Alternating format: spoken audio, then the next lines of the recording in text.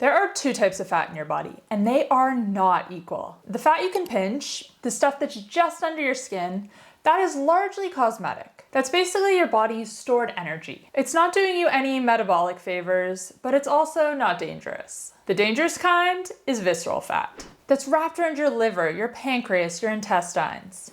You can't see it, you can't pinch it, but you can have a significant amount without looking obviously overweight. Visceral fat is metabolically active in the worst way possible. It secretes inflammatory compounds. It drives insulin resistance. It raises your cardiovascular risk.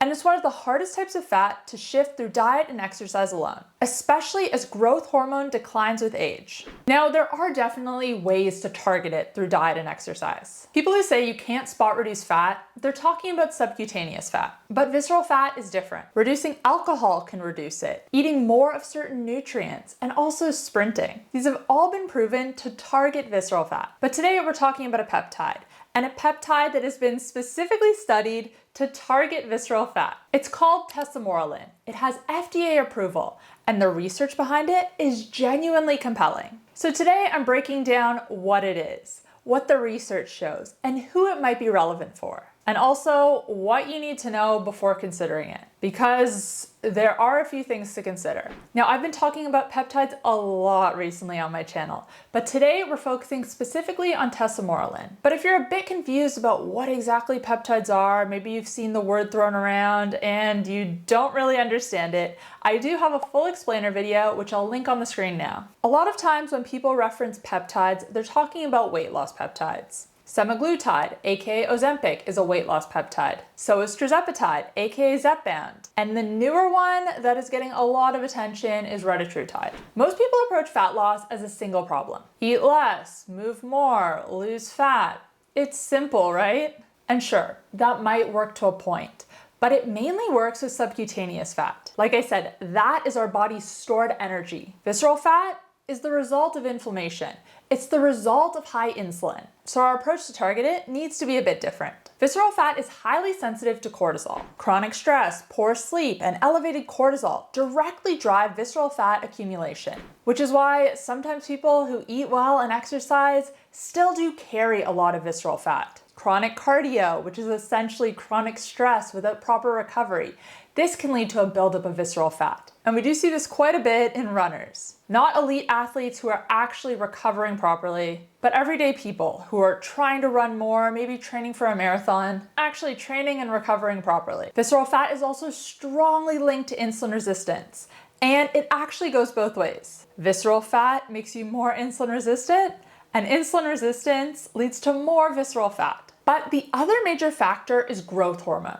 As we age, growth hormone naturally declines. This starts in your late 20s and continues steadily. Growth hormone plays a direct role in fat metabolism, and specifically visceral fat. And this is why visceral fat accumulation starts to accelerate through your 30s, through your 40s and beyond. Even if your diet and lifestyle hasn't largely changed. It's not entirely your fault. It is partially hormonal. And this is the exact mechanism that Tesamorelin works on. Okay, there's gonna be a few big words here, but stick with me because I promise I'm gonna simplify it. Tesamorelin is a synthetic analog of growth hormone releasing hormone, or GHRH. So rather than injecting growth hormone directly, it stimulates your body to produce more of its own. And this distinction matters a lot because injecting growth hormone directly bypasses your body's own systems and can suppress your natural production over time. Tesamorelin works with your system rather than replacing it, which gives it a more favorable safety profile than direct growth hormone. And this is where things get a little bit more tricky for the good and the bad. The increase in growth hormone then drives an increase of IGF-1, which is insulin-like growth factor 1. And this is the downstream signal that carries out many of growth hormone's effects in the body, including fat metabolism. Specifically, it promotes the breakdown of fat, and you guessed it, visceral fat. Now, the reason that it was originally developed and got FDA approval was for the reduction of abdominal fat in patients with HIV, because one of the side effects of HIV treatment was an abnormal distribution of fat. The pivotal trials for Tesamorelin were published in the New England Journal of Medicine, and are some of the most rigorous data we have on any peptide in the space. Participants using Tesamorelin in these trials saw a reduction of visceral fat approximately 15 to 18% over 26 weeks. This is meaningful and statistically significant. And importantly, these results were measured using DEXA and CT scans, not just waist circumference. So we're talking about actual visceral fat volume. Triglycerides also decreased significantly in the treatment group, which makes sense given the mechanism. Now, one thing worth noting is that after participants finished the trial, a lot of them gained visceral fat back. And this actually goes back to something that I spoke about a couple of weeks ago in a video. That video was on whether or not you have to take GLP-1s for life. When you stop taking them, are you gonna regain the weight?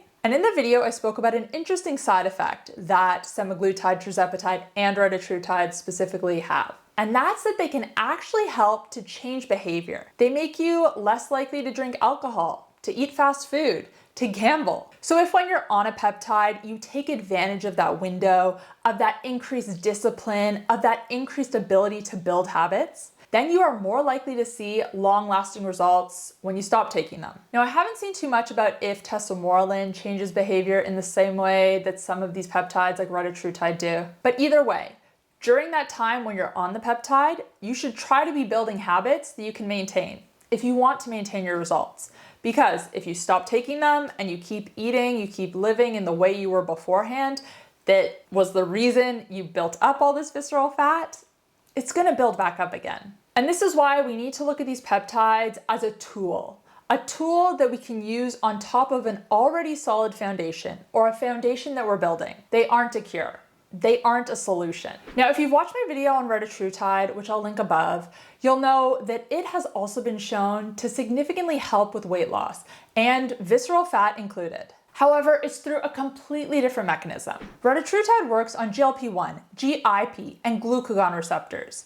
Tesamorelin works on growth hormone. These are separate pathways, which is why some researchers are interested in combining them. But now let's talk about the side effects, because there definitely are some. The clinical data has definitely given us some good insights into what we can expect. One of the most common side effects includes irritation around the injection site, redness, itchiness, swelling. And I will say that this is common among some peptides, although not all of them. This isn't harmful. It's just irritation. But two other ones that are maybe a little bit more concerning are fluid retention and joint pain. Although for a lot of people, these do go away after a few weeks. But the biggest potential side effect is the impact that it has on insulin sensitivity. And as someone who specializes in insulin resistance and blood sugar and diabetes, this is especially concerning for me. Like I mentioned before, Tesamorelin increases growth hormone and also IGF-1. An elevated growth hormone can reduce insulin sensitivity in some people, although the trial data did show that for the most part, this effect was moderate. I do still think it is something to flag because, as I also mentioned before, one of the main drivers of visceral fat is insulin resistance. So if you want to lose the visceral fat and keep it off, you want to improve your insulin sensitivity and keep it there. Now, as with most peptides in this space, outside of its uses for HIV, in most countries, Tesamorelin is research use only. This means that your doctor can't prescribe it to you. But the loophole here is that people are buying these peptides from the gray market. They are labeled as research use only. So do with that information what you will. Because as this space grows, the FDA is going to approve more and more of these peptides. Their potential benefits are huge. Not just for weight loss, not just for visceral fat loss, for injury recovery,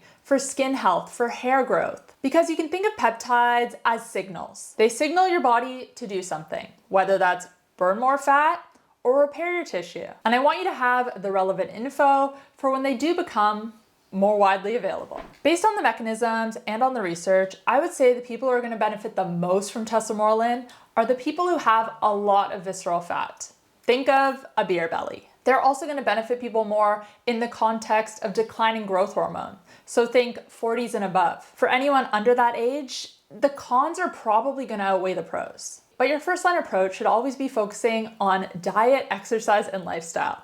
Make sure you're eating well. Make sure you're exercising, moving your body in some way or another, resistance training, eating enough protein. Make sure you're getting enough sleep.